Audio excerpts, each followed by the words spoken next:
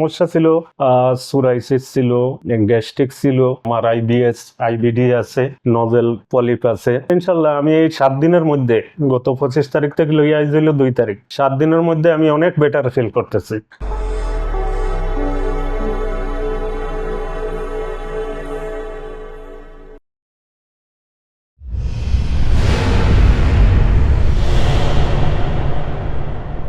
আসসালামু আলাইকুম, আমি ডাক্তার এইচ.এম. মাহবুবুর রহমান আবারও আরেকটি সফলতার গল্প নিয়ে আপনাদের সামনে হাজির হয়েছি। তো আজকে যে ভাইটির ব্যাপারে কথা বলবো, ওনার নাম হচ্ছে মিস্টার আব্দুর রহিম। ওনার বয়স 45 ইয়ার্স। উনি একজন প্রবাসী। আমি আব্দুর রহিম। আপনার বয়স কত? 45 বছর বয়স।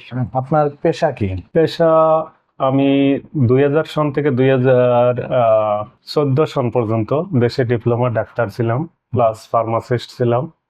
14 সনে যাই ডিপ্লোমা ইন আর্কিটেকচার করে আমি কাতারে চলে যাই। ওখানে যাইয়া ইঞ্জিনিয়ার প্লাস কন্ট্রাকশনের করি, নিজের কোম্পানি আছে, ওখানে আমি কাজ করি। ইদানিং দেখা গেছে আমার কিছু কমপ্লিকেশন, এগুলো অনেক পুরানা, 20-25 বছর আগে যেগুলো আমি বলতেছি। ইদানিং দেখি আমার নাকের সমস্যা প্লাস গ্যাস্ট্রিকের সমস্যা একটু বেশি বৃদ্ধি পাইছে। নাকের সমস্যাটা বৃদ্ধি পাওয়ায় আমি কোনো কিছু চিন্তা করতে পারি না, মেমোরিটা ব্লক হয়ে আসছে, যার কারণে আমি হঠাৎ করে টিকিট করিয়া গত 24 তারিখ চলিয়ে আসছি। 25 তারিখে মাহবুব স্যারকে দেখাইছি।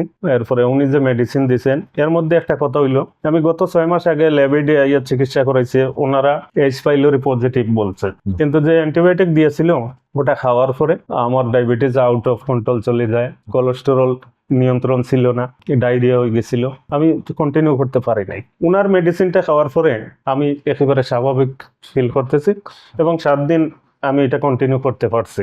এতে আমি আশাবাদী, যদিও এখন 30% ইমপ্রুভ হয়েছে, ইনশাআল্লাহ 100% পরবর্তীতে উনি যে মেডিসিন দিয়েছেন ওগুলো কন্টিনিউ করলে ইনশাআল্লাহ আমার সমাধান হবে। আমার সমস্যা ছিল সুরাইসিস ছিল, গ্যাস্ট্রিক ছিল, আমার আইবিএস আইবিডি আছে, নজেল পলিপ আছে। ইদানিং যেটা দেখা দিছে যেটা হলো ব্রেইনের সমস্যা, স্মরণ শক্তি কমে গেছে। তো ইনশাআল্লাহ আমি এই 7 দিনের মধ্যে, গত 25 তারিখ থেকে লইয়া আইছিল 2 তারিখ, 7 দিনের মধ্যে আমি অনেক বেটার ফিল করতেছি। এর মধ্যে ফার্স্ট ওজন থেরাপি নিছি, আর উনি যে মেডিসিন দিয়েছেন ওগুলা কন্টিনিউ করছি, আলহামদুলিল্লাহ অনেক বেটার। তো ভিউয়ার্স, আপনারা সবাই ভালো থাকবেন, সুস্থ থাকবেন। আবারও কোনো সফলতার গল্প নিয়ে আপনাদের সামনে হাজির হব। আসসালামু আলাইকুম।